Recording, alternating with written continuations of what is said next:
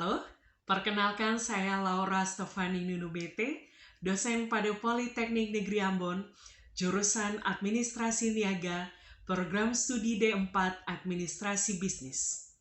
Pada kesempatan ini saya akan menjelaskan tentang data pengajaran saya dengan menggunakan metode DIA, yaitu Delivery, Interaction, dan Assessment, pada salah satu mata kuliah yang saya ampuh, yaitu Manajemen Keuangan yang diajarkan pada semester genap dengan bobot 3 SKS.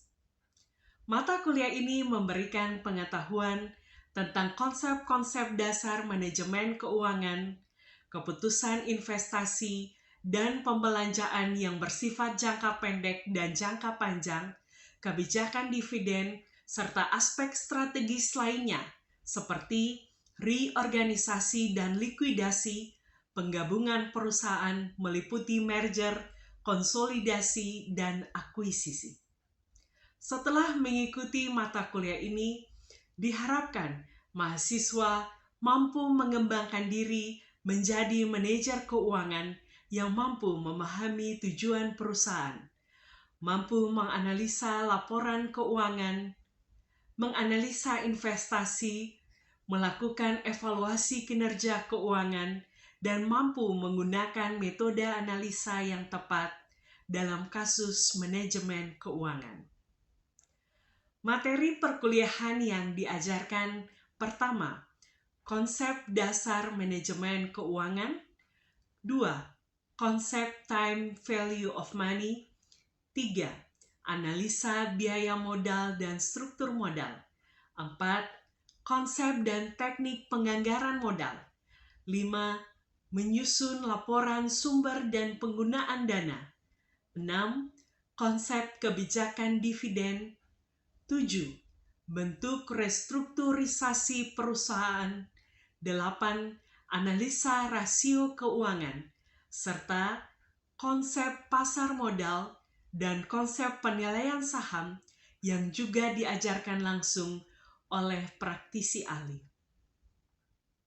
Proses pembelajaran mata kuliah ini dilakukan dengan menggunakan berbagai media pembelajaran yang mendukung proses perkuliahan dengan metode DIA. Yang pertama, delivery. Proses penyampaian materi menggunakan textbook, modul ajar, serta jurnal dan laporan keuangan yang dipublish pada laman IDX. 2. Interaction. Di dalam kelas dilakukan proses kuliah dengan metode diskusi, tanya jawab, dan juga latihan soal agar semakin membuat mahasiswa memahami materi yang diberikan. Menggunakan media Google Classroom untuk pengumpulan tugas serta memberikan feedback, dan menggunakan media WhatsApp untuk pemberian informasi perkuliahan dan tanya jawab di luar kampus. 3. Assessment. Pada awal perkuliahan, saya selalu menyampaikan kontrak perkuliahan yang disepakati bersama mahasiswa yang salah satunya adalah penilaian. Di dalam kontrak tersebut, disampaikan bagaimana cara saya menilai dan juga bobot penilaian sehingga mahasiswa mengetahui lebih awal dan mempersiapkan diri dengan baik untuk mendapatkan nilai yang maksimal. Bobot penilaian yang digunakan dalam mata kuliah ini yaitu absen 10%, praktikum 15%, tugas 20%, UTS 25%, dan UAS 30%. Di tahun ajaran 2022-2023 ini, mata kuliah manajemen keuangan ditambah dengan kelas kolaborasi bersama praktisi yang ahli pada bidangnya dengan tujuan untuk lebih menambah pengetahuan dan wawasan bagi mahasiswa. Materi yang disampaikan dalam kelas kolaborasi yaitu pasar modal yang diberikan langsung oleh praktisi dari Bursa Efek Indonesia perwakilan Provinsi Maluku. Berikut beberapa cuplikan proses pembelajaran di dalam kelas dan kelas kolaborasi bersama praktisi. Ya, selamat pagi teman-teman. Selamat pagi, Bu. Sehat hari ini? Sehat, Bu. Itu absen dulu. Yula. Yuyu. Ada, Bu. Rian. Ya, ada, Bu. Laksan. Ada, Bu. Ada, Bu. Lari. Agustinus. Yolanda. Made. Ada, Bu. Siti. Eri. Ada, Bu. Otison. Mapelis. Andre. Ada, Bu. Rizka. Claudine. Olga. Siti. Princess. Iya teman-teman, hari ini kita punya materi analisis rasio keuangan. Di dalam kelas ini ada yang punya usaha? Sini saja, yang lain sibuk kan? Usaha apa saja, mau usaha toko di rumah kah, usaha online kah, mau jualan online kah, jualan offline kah? Cuma Siti saja yang punya usaha. Orang tua punya. Kalau punya usaha berarti pengennya apa? Mendapatkan apa? Keuntungan. Kalau cara hitungnya? Tahu. Iya tuh. Bagaimana kalau dapat tahu kalau untuk punya usaha dapat keuntungan itu dari mana? Modal kecil. Kalau punya modal kecil, hasilnya besar, pendapatannya ya mendapatkan keuntungan dari modal yang sudah. Usaha yang kecil saja pasti mau memperoleh keuntungan, apalagi punya usaha yang besar, punya perusahaan, punya bisnis. Pasti tujuan dari sebuah perusahaan atau bisnis itu adalah memperoleh keuntungan. Ada yang sudah punya cita-cita mengembangkan usaha selain Siti yang keluar dari sini mau jadi pengusaha. Teman-teman, hari ini sesuai dengan yang tadi sudah disampaikan, materinya adalah analisis rasio keuangan. Adalah upaya dilakukan untuk mengukur keadaan keuangan dalam perusahaan. Kenapa harus diukur? Ada yang bisa jawab? Tadi sudah diberikan prolognya, pendahuluan. Setiap usaha kan pasti mau memperoleh keuntungan. Berarti kita harus mengukur atau punya perusahaan ini memperoleh keuntungan atau tidak, atau mengalami kerugian. Ada rasio-rasio keuangan yang digunakan. Yang ini digunakan oleh perusahaan-perusahaan untuk mengukur apakah keadaan perusahaan ini dia baik-baik saja atau dalam keadaan tidak baik. Artinya dalam keadaan baik perusahaan memperoleh keuntungan, tapi kalau dalam keadaan tidak baik berarti perusahaan dalam keadaan mengalami kerugian. Ada 4 jenis rasio keuangan yang biasa digunakan oleh dalam perusahaan. Yang pertama itu ada rasio solvabilitas, yang kedua itu ada rasio likuiditas, yang ketiga rasio aktivitas, dan yang terakhir itu adalah rasio profitabilitas. Untuk rasio solvabilitas ini digunakan untuk mengetahui efektivitas perusahaan dalam menggunakan aktiva atau kekayaannya. Ini rasio yang digunakan ada rasio utang. Cara menghitungnya adalah jumlah utang dibagi jumlah aktiva dikali dengan 100%. Dengan ketentuan semakin rendah persentasenya, maka semakin baik perusahaan. Yang kedua dari rasio solvabilitas itu adalah rasio utang dengan pendekatan modal. Cara hitungnya jumlah utang dibagi jumlah modal dikali dengan 100%. Dengan ketentuan sama, semakin kecil persentase yang dihasilkan, maka semakin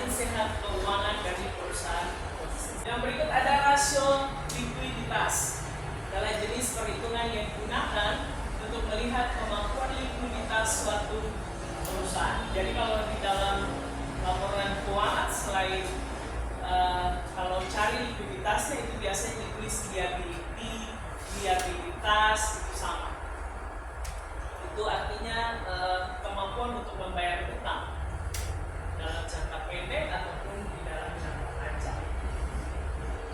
Rasio yang jenis rasio di dalam rasio likuiditas ini ada rasio lancar, yaitu membagi aktiva lancar dengan utang lancar dikali dengan 100%. Yang berikut ada rasio kas, yaitu kas ditambah aktiva setara kas dibagi dengan utang lancar dikali dengan 100%. Dan yang ketiga adalah rasio cepat, aktiva lancar dikurangi persediaan dibagi utang lancar dikali 100%. Yang berikut ada rasio aktivitas. Ini digunakan untuk melihat produktivitas dari aktiva-aktiva yang dimiliki dalam perusahaan atau bisnis. Jenis rasio di dalam rasio aktivitas itu ada rasio perputaran persediaan, rasio perputaran piutang, rasio perputaran aktiva tetap, dan rasio perputaran total aktiva. Dan yang terakhir itu rasio profitabilitas, rasio yang digunakan untuk menghitung laba suatu perusahaan atau bisnis. Ini biasanya digunakan di dalam menghitung apakah keuangan dalam keadaan baik. Yang pertama itu jenis rasionya ada rasio margin laba kotor, yaitu laba kotor dibagi dengan penjualan. Selanjutnya rasio margin laba bersih. Cara menghitungnya laba bersih yang sudah dipotong pajak dibagi dengan penjualan. Rasio margin laba operasi, cara menghitungnya laba sebelum pajak dan bunga dibagi dengan penjualan. Yang berikut adalah return on risk investment. Ini biasa yang dipakai untuk menghitung ROI. Rasio dimanfaatkan untuk mengetahui kemampuan perusahaan dalam menghasilkan laba terhadap total investasi. Kalau di laporan keuangan itu ROI itu biasanya sama dengan ROE. Kalau ROI itu return on investment, kalau ROE itu return on equipment terhadap modal. Selanjutnya teman-teman, ini ada contoh jurnal yang nanti teman-teman akan gunakan. Selain itu kita akan latihan menghitung. Lihat dari rasio apa saja rasio itu saja yang digunakan oleh teman-teman. Tidak semua rasio harus dimasukkan. Artinya rasio solvabilitas apa yang bisa dipakai untuk melihat keadaan keuangan perusahaan itu dia baik.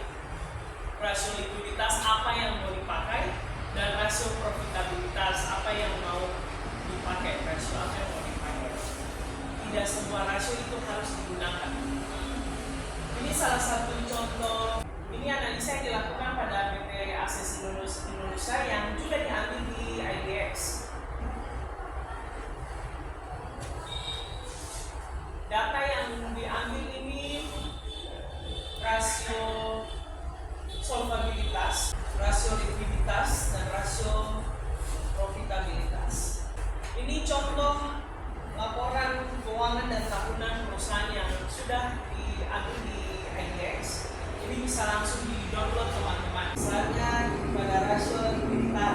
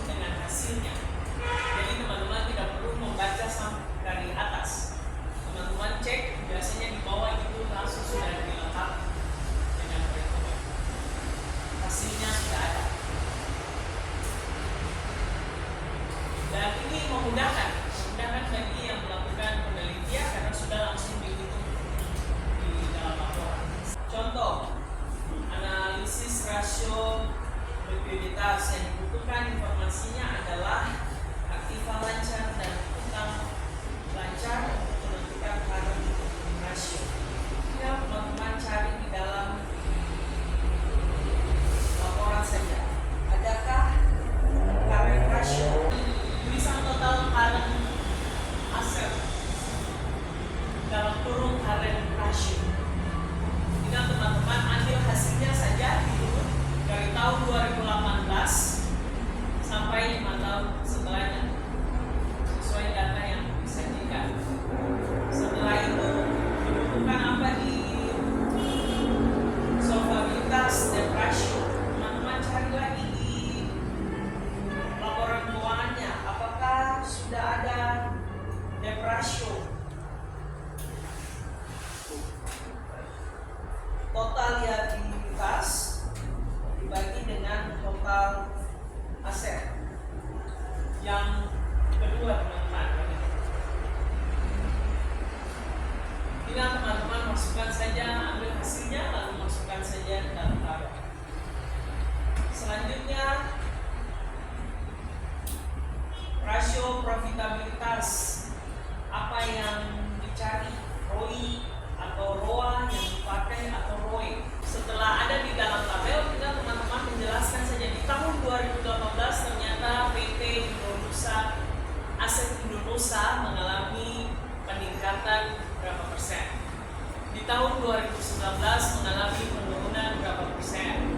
Di tahun 2020 mengalami kenaikan berapa persen. Dan di tahun 2019 itu penjelasan. Ya. Contoh untuk rasio profitabilitas di dalam tabel menunjukkan bahwa rasio profitabilitas yang diukur dengan ROI pada PT Aset Indonesia TBK secara rata-rata tahun 2016 sampai 2020 sebesar minus 9,83%, berarti berada di bawah standar industri yaitu 30%. Jadi standar industrinya harus 30%. Ternyata setelah dilakukan penelitian, perhitungannya itu hanya min 9,83%, di bawah, sangat di bawah standar industri.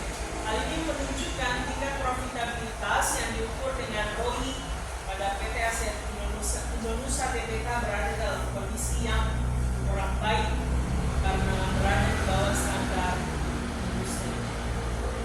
Dikarenakan perusahaan mengalami kerugian akibat tingginya beban usaha. Silakan teman-teman menghitung untuk perusahaan Mahakaya Media di laporan keuangan. Silakan teman-teman tentukan rasio solvabilitas, likuiditas dan profitabilitas. Itu dari tahun 2018 sampai 2022.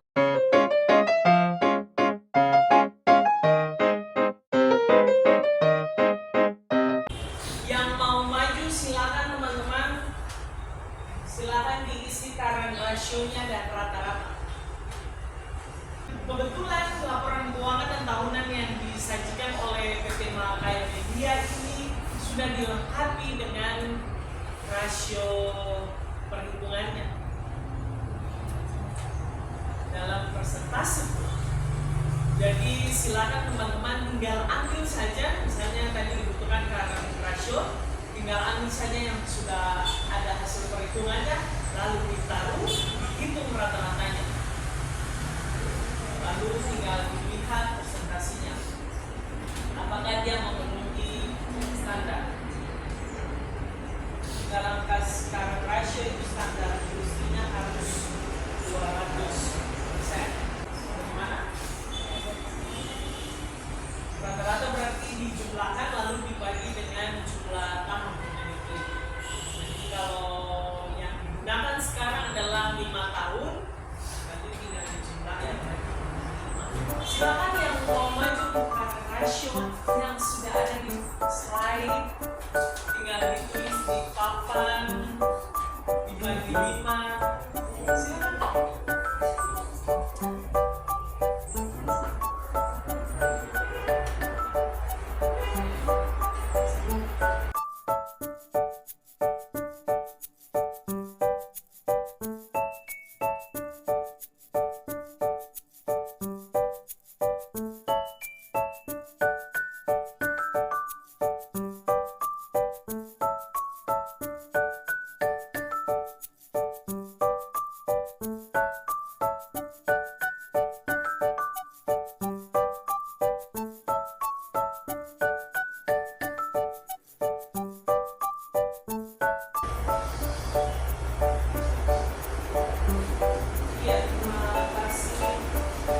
Ya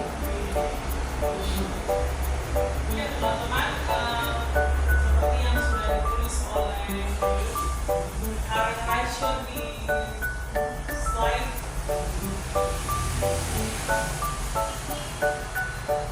Di tahun 2018 itu 70%, 2019 79%, 2020 turun 40%, 2021 masih turun 36%, dan 2022 sangat meningkat 108%.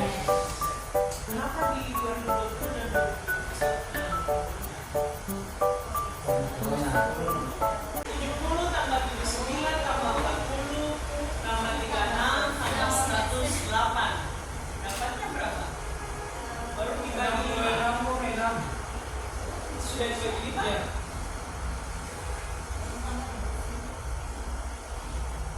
70 tambah 79 tambah 40 tambah 36 tambah 108 berapa? 333 dibagi 5 jadi 66,6.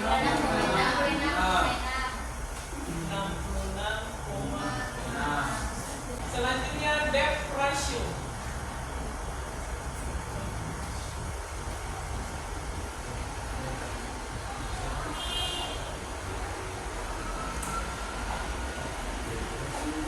Debt ratio yaitu total liabilitas terhadap total aset. Jadi teman-teman tinggal lihat saja total liabilitas terhadap total aset. Adakah di slide? Ada. Silakan.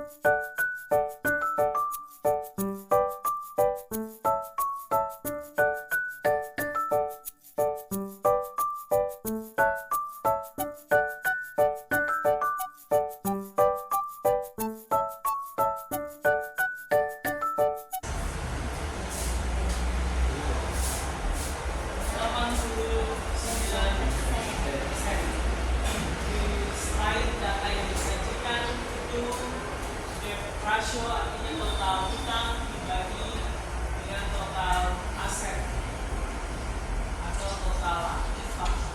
Di tahun 2018 61, 2019 meningkat 76%. Di tahun 2020 meningkat jauh sekali menjadi 147%. Hutangnya meningkat. 2021 menjadi 69%, 2022 92%, sehingga didapat debt ratio-nya 89%.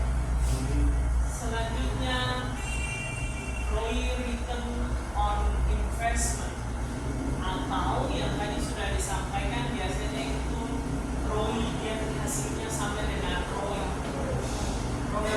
return on equipment. Siti, silakan Siti.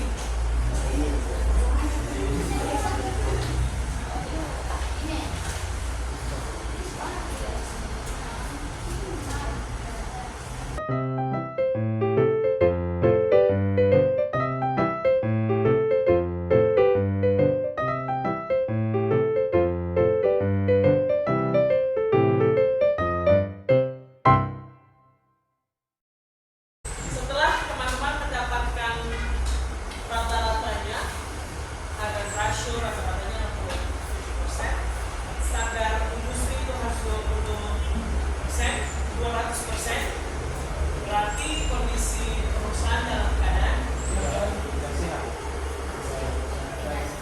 kurang baik, karena standar industrinya harus 200%, ini 100% juga tidak, ya toh? Selanjutnya debt ratio standar industrinya 35%, ternyata dia sangat jauh dari 35%, berarti perusahaan dalam kondisi tidak baik, kurang baik, sehat. Artinya dalam